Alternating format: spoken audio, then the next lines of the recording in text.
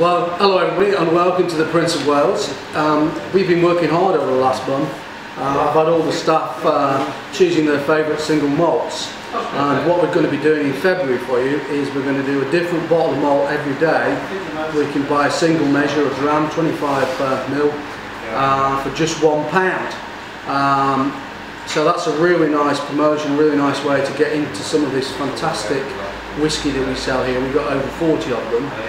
The first week of that we're going to be focusing on Speyside whiskies. So we've got the Speyside whiskies in the promotion here. As you can see, some of these bottles have had a bit of hammer through our tasting and selection process, but there's some really great brands here: Balvenie, Glenfiddich 18-year-old, Glenlivet, Ladura. So there's a lot of really great whisky to be had at just £1 a glass.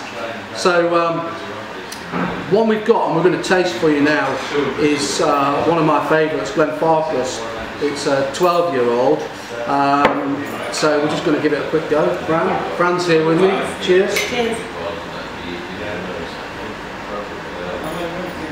It's got a lovely nose when you first pick it up. When you start to drink it, there's quite a lot of sweetness there.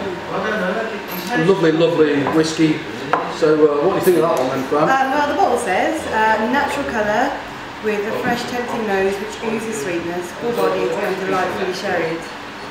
Long and flavoursome with a lingering spiciness. What do you think of that's true? Yeah, I would say that's a good description of the whisky. Certainly beautiful, beautiful whisky. And the thing about Glenfarclas as a brand, one of our more famous former regulars, Ken Clark, the ex-Chancellor of the Exchequer and Tory Minister, used to live in Moseley, and his favourite whisky is Glenfarclas, and he is the only Chancellor in history to ever lower the tax on whisky. Now, you can't drink in the House of Commons, in the chamber of the House. Obviously there's bars in there, but if you actually go into the chamber where the debates are, you're not allowed to drink. There's only one exception, which is the Chancellor's budget speech. And because it's usually a lengthy thing, they're allowed to have a drink. And if you look back over the years of what different people have chosen to drink, you get a selection of classically boring politicians who've chosen classically boring drinks. Gordon Brown had mineral water, Alistair Darling had tap water, Gordon Lamont had gin and tonic, but good old Ken Clark had a rather massive measure of Glenfarclas.